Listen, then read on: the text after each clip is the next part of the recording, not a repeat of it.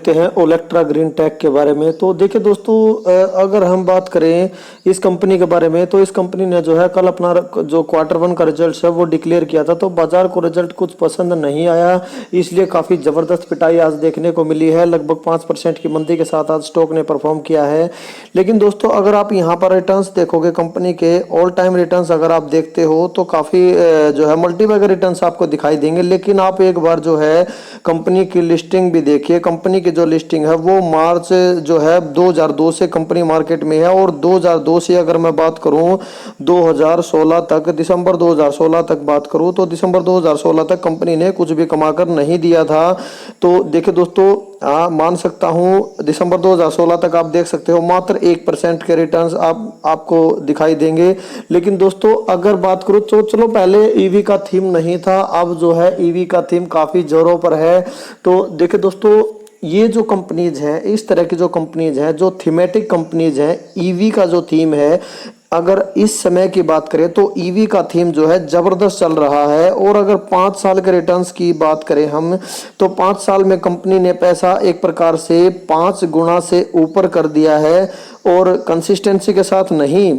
यहाँ पर आप देखिए कितनी ऊंची नीची पहाड़ियां आपको दिखाई दे रही हैं। कभी जो है स्टॉक चला है, कभी गिरा है, और कभी फिर भागा है, फिर गिरा है, कभी फिर भागा है, कभी फिर गिरा है।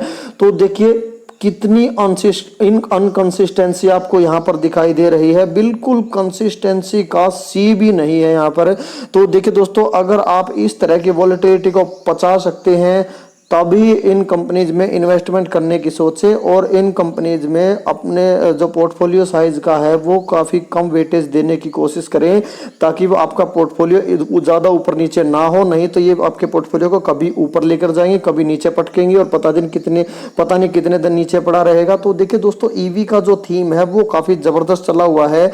जिस ईवी के थीम की मैं बात कर रहा था, और उस ईवी के थीम को देखते हुए आप यहाँ पर जो है price to earning ratio company का देख सकते हो 135 का दिखाई देगा। ईवी की जो भी कंपनी आप देखोगे दोस्तों, चाहे आप बात करो सोना कॉमस्टार के बारे में, चाहे बात करो जो है केपीआईटी के बारे में, चाहे बात करो आप ओलेक्ट्रा ग्रीन टेक के बारे में, तो देखिए दोस्तों, ये सारी कंपनी जो हैं, बस एक बार ईवी का नाम जोड़ दिया जाए तो महंगी वैल्यूएशन अपने आप ही हो जाती है। क्योंकि जो ईवी का थीम है, थीम जबरदस्त है, थीम में कोई डाउट नहीं है। लेकिन कितने साल जबरदस्त रहने वाला है ये कुछ पता नहीं है।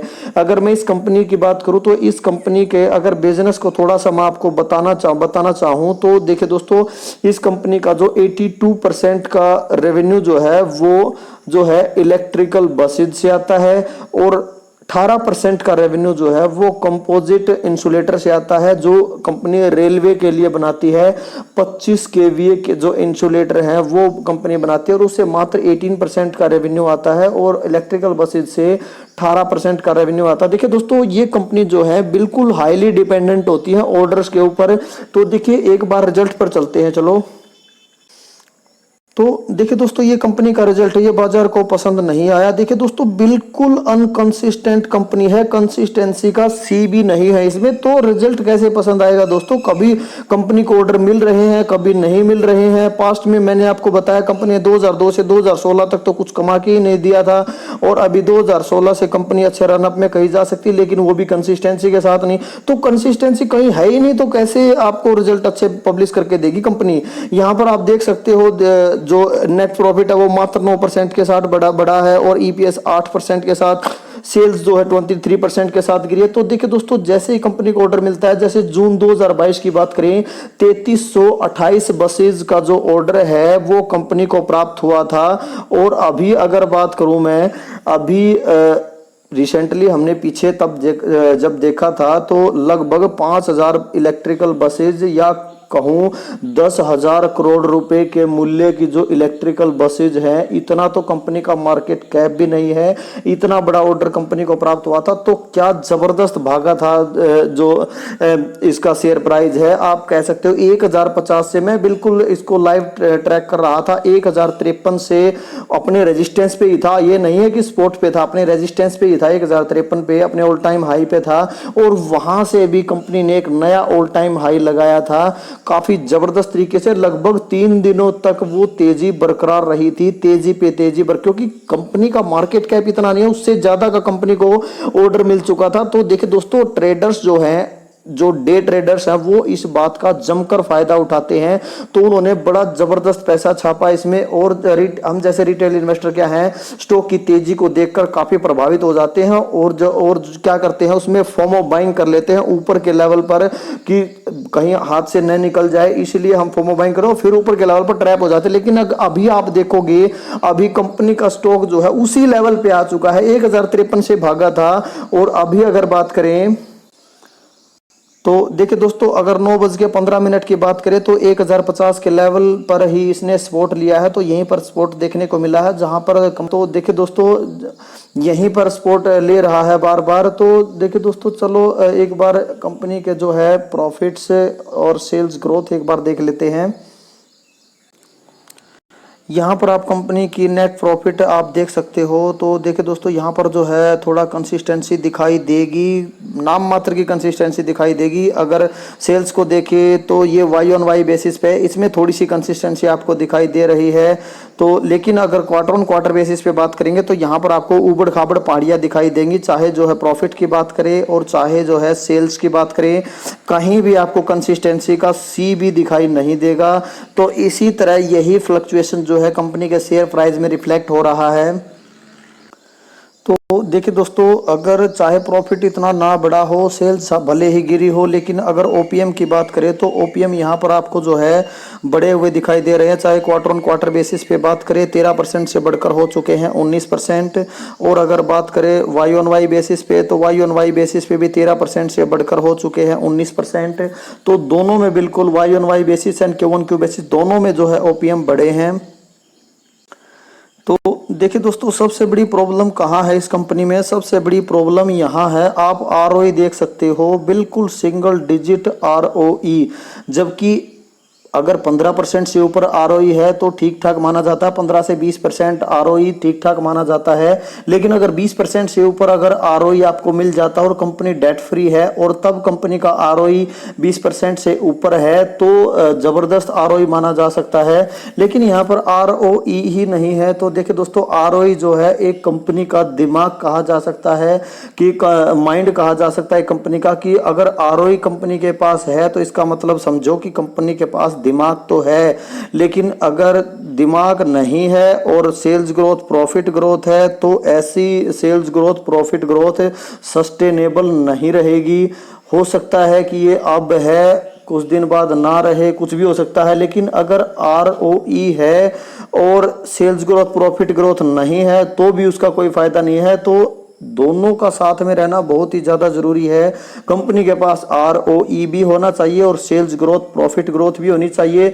दोनों में से अगर एक नहीं है तो दूसरे का कोई खास मीनिंग नहीं रह जाता है।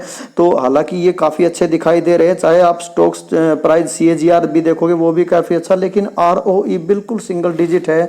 मुझे तो ये बिल्कुल भी अच्छा नहीं लगा। एक बार प्रमोटर होल्डिंग और देखना चाहेंगे, शेयर होल्डिंग पैटर्न पर आप नज़र डालेंगे यहाँ पर तो प्रमोटर की जो होल्डिंग्स है यहाँ पर आप देख सकते हो 61% से कम होते होते होते होते बिल्कुल आप देख सकते हो 50% पे आ चुके हैं प्रमोटर। एफआईज की हालांकि बात करें, एफआईज ने अपना स्टेक जो है पहले तो बढ़ाया था और फिर आगे अगर हम देखना चाहें तो आगे जो है एफआई तो चलो थोड़ी बहुत बिकवाली कर रहे हैं। लेकिन अगर डीआईएस की बात करें तो डीआईएस जो है आपको थोड़ा थोड़ा स्टेक बढ़ाते हुए दिखाई देंगे। लेकिन जो मेन प्रॉब्लम वो यहाँ पर देखिए दोस्तों, यहाँ पर पब्लिक ही प्रमोटर बनने को है। तो देखिए दोस्तों, स्टेबिलिटी थोड़ा कम रहेगी क्योंकि पब्लिक काफ़ी सारी घुसी पड़ी है, हर प्राइस पे कोई ना कोई बेचने के लिए आ जाता। देखिए दोस्तों, पब्लिक की होल्डिंग अगर ज़्यादा है तो थोड़ी वॉलीटिलिटी आपको ज़्यादा देखने को मिलेगी, क्योंकि पब्लिक देखिए दोस्तों अगर 2-4 रुपये भी प्राइस बढ़ता है तो कोई ना कोई बेचने के लिए आ जाता है, जिससे शेयर प्राइस जो है ऊपर ले जाना थोड़ा ज़्यादा मुश्किल हो जाता है। और अगर कोई न्यूज़ आ जाती है तो सारे जो है पब्लिक घुस जाती है, ऑपरेटर तक घुस जाते हैं, तो ऑपरेटर प्ले कर जाते हैं, क्योंकि इतनी ज़्यादा जो पब्लिक होल्डिंग है उसमें ऑपरेटर घुसेंगे ही घुसेंगे।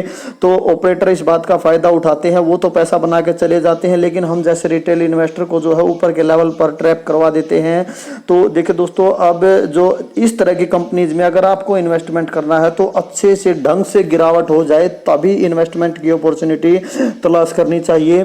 ज़्यादा लंबा वीडियो मैं नहीं करना चाहूँगा। तो देखिए दोस्तों, अगर इस कंपनी के बारे में आपको और भी ज़्यादा डिटेल जाननी है तो मैं अब एक और वीडियो मैंने पहले डाला हुआ है इस कंपनी के ऊपर डिटेल में, उस वीडियो का लिंक जो है डिस्क्रिप्शन में दे दूंगा, आप वो जाकर देख सकते हैं। तो बात कर लेते हैं थोड़ा टेक्निकल्स की। तो देखिए दोस्तों, 1050 के आसपास जो है सपोर्ट लिया था आज की अगर मैं बात करूँ, और अगर मेजर सपोर्ट हम देखें यहाँ पर, इसका जो पहले मेजर रेजिस्टेंस था वो 1000 रुपये का लेवल है। तो अगर 50 रुपये थोड़ी बहुत और गिरावट होती है, और ये लेवल भी जो है काफ़ी अच्छा लेवल कहा जा सकता है। तो देखिए दोस्तों, सिर्फ जो है अल्ट्रा रिस्की इन्वेस्टर, केवल अल्ट्रा रिस्की इन्वेस्टर ही ध्यान दे इस कंपनी पर, क्योंकि कंसिस्टेंसी का सी भी नहीं है इसके पास। कभी तो आसमान छुएंगे प्रॉफिट्स, कभी फिर नीचे आ गिरेंगे, और शेयर प्राइस भी उसी हिसाब से, कभी जैसे ही कंपनी को ऑर्डर मिलेगा ज़बरदस्त तरीके से भागेगा, और जो है ऑपरेटर कह लो या फिर ट्रेडर कह लो, वो उस तेज़ी का ज़बरदस्त फ़ायदा उठाएंगे और आप ट्रैप हो सकते हो। इसीलिए जब ढंग की गिरावट हो जैसे अब हो रखी है, या थोड़ा बहुत और गिर जाता, 1000 रुपये के आसपास आपको मिलता है, तो ही आप इन्वेस्टमेंट के बारे में सोचें, वो भी लिमिटेड वेटेज के साथ। जो अगर कुछ टाइम आपकी फंस भी जाए, कुछ टाइम कंसोलिडेट करे या फिर जो है ना चले स्टॉक, तो आप सहन कर सको, आप पचा सको वोलेटिलिटी को। क्योंकि यहाँ पर आपने चार्ट भी देखा, 5 साल का चार्ट भी देखा, और जो है ऑल टाइम का चार्ट भी देखा। 2002 से 2016 तक कंपनी ने कुछ कमा कर नहीं दिया था, तो चलो वो उसको तो हम इग्नोर कर सकते हैं, क्योंकि तब जो है ईवी का थीम नहीं था। लेकिन अब जो है ईवी का, देखिए थीम में कोई डाउट नहीं दोस्तों, थीम जबरदस्त है, ये थीम की वजह से ही भाग रहा है। स्टॉक नहीं, स्टॉक में कुछ खास नहीं है दोस्तों, स्टॉक तभी तो आरओई नहीं है, क्योंकि जो है रिटर्न दिया ही नहीं कंपनी ने आज तक, जो है 2002 से 2016 तक, इसीलिए आरओई नहीं है। लेकिन थीम इतना जबरदस्त है दोस्तों, जो भी कंपनी इस थीम के साथ जुड़ी हुई है वो सारी की सारी जो है उनकी जो वैल्यूएशन है प्रीमियम पे ट्रेड कर रही है सारी की सारी कंपनीज। तो बाजार ने बढ़ा रखी है, बाजार ने फ्यूचर को देखकर ही इतनी प्रीमियम वैल्यूएशन के ऊपर खड़ा कर रखा है। तो उसी हिसाब से आप जो है इन्वेस्टमेंट करके चलें। टॉप होल्डिंग बनाने की कोशिश बिल्कुल भी ना करें, क्योंकि आपके पोर्टफोलियो को पटक पटक के मारेगी ये कंपनी। तो उस आप जो है अपने रिसर्च के हिसाब से, अपनी स्टडी के हिसाब से एक बार अच्छे से कंपनी को स्टडी करें, तभी इन्वेस्टमेंट का डिसीजन लें। तो ठीक है दोस्तों, हमने देख लिया, बाकी जो है कंपनी के फंडामेंटल्स भी हमने स्टडी कर लिया, और टेक्निकल्स में कुछ खास है नहीं, टेक्निकल्स हमने देख ही लिया। 1000 रुपये का स्पोर्ट मेजर स्पोर्ट है, अगर वहाँ तक आज तो 1050 पे स्पोर्ट लिया, तो हो सकता है कल को थोड़ा बहुत और फिसल जाए, लेकिन मुझे लगता नहीं, क्योंकि एक बार आप यहाँ पर भी देखोगे तो एक बार यहाँ से अगर आप देखो तो 1057 के आसपास पीछे आया था, और फिर वहाँ से ज़बरदस्त तेज़ी देखने को मिली थी, ग्रीन कैंडल आपको ऊपर दिखाई दे रही है, और फिर से 1200 1250 के आसपास चला गया था, और फिर से थोड़ा गिरावट देखने को मिली। लेकिन अब तो जो है रिजल्ट की वजह से गिरावट देखने को मिली है। तो यहाँ पर एक प्रकार से आप कह सकते हो तो 2 बार तेजी देखने को मिली है। अगर 1050 से बात करें तो हो सकता है कि इस टाइम भी 1050 से कल को तेजी देखने को मिल जाए, फिर यहाँ पर या हो सकता है कुछ दिन कंसोलिडेट करे तो 1000 रुपये तक भी जा सकता है। लेकिन भरोसा नहीं है दोस्तों, 1000 रुपये से नीचे भी फिसल सकता है, कुछ भी हो सकता है, कोई गारंटी नहीं है, कोई पत्थर की लकीर नहीं है। आप अपनी रिसर्च के हिसाब से काम। लास्ट में जाते जाते एक बात और कहना चाहूँगा दोस्तों, कि कहीं जो इन्वेस्टर इन्वेस्टेड हैं, हो सकता है कि उस तेज़ी में इन्वेस्टमेंट किया हो, ऊपर के लेवल पर ट्रैप हो गए हो। तो देखिए दोस्तों, कंपनी ख़राब नहीं है, कंपनी को मैं ख़राब नहीं कह रहा हूँ, लेकिन थोड़ा अनकंसिस्टेंट है। लेकिन अभी अगर इस थीम की बात करें तो आप अपने आप को ट्रैप हुआ महसूस ना करें, क्योंकि जो है जो 10,000 करोड़ का कंपनी को ऑर्डर मिला है, उस ऑर्डर का बेनिफिट तो अभी मिला ही नहीं है, वो तो सिर्फ ऑर्डर मिला कंपनी को। लेकिन जैसे ही कंपनी उस ऑर्डर को फुलफिल करेगी, बसेज डिलीवर करेगी, तो उसके उसके प्रॉफिट्स कंपनी को मिलेंगे। तो कंपनी के प्रॉफिट्स तो बढ़ने ही बढ़ने हैं, कंपनी के प्रॉफिट्स बढ़ेंगे तो शेयर प्राइस ऑटोमेटिक बढ़ेगा ही बढ़ेगा। अभी आप 2-3 साल बिल्कुल ना घबराएं। अगर आपने हाई पे भी बाई कर रखा है इलेक्ट्रा ग्रीन टेक या ईवी की किसी भी कंपनी को, तो कम से कम 2-3 साल को आप 2-3 साल तक तो आपको डरने की जरूरत नहीं है, क्योंकि थीम बड़ा जबरदस्त है। मैंने आपको बताया, तो कम से कम इस थीम को 2-3 साल तो इंजॉय करेंगे ही करेंगे इन्वेस्टर। तो 2-3 साल तक आपको, चाहे आप किसी भी लेवल पे इन्वेस्टेड हो, आपको डरने घबराने की जरूरत नहीं है। चाहे पास्ट में कंपनी ने कुछ कमाया हो या ना कमाया हो, चाहे कंसिस्टेंट हो ना कंसिस्टेंट हो, लेकिन आप थीम को देखिए। थीम बड़ा जबरदस्त है, 2-3 साल तक ये थीम चलने वाला है कम से कम। लेकिन उसके बाद पता नहीं क्या हो क्या ना हो, तो आप घबराएं नहीं। किसी भी लेवल पे आप इन्वेस्टेड हो, इन्वेस्टेड रहिए। बहुत जल्द आपको जो है अच्छा पैसा बनाकर दे सकती है, ऐसे ऐसी उम्मीद है थीम को देखते हुए। बाकी कोई गारंटी नहीं है स्टॉक मार्केट में रिटर्न्स की, तो आप अपने जो है रिसर्च के हिसाब से ही काम करें। ओके, थैंक यू दोस्तों।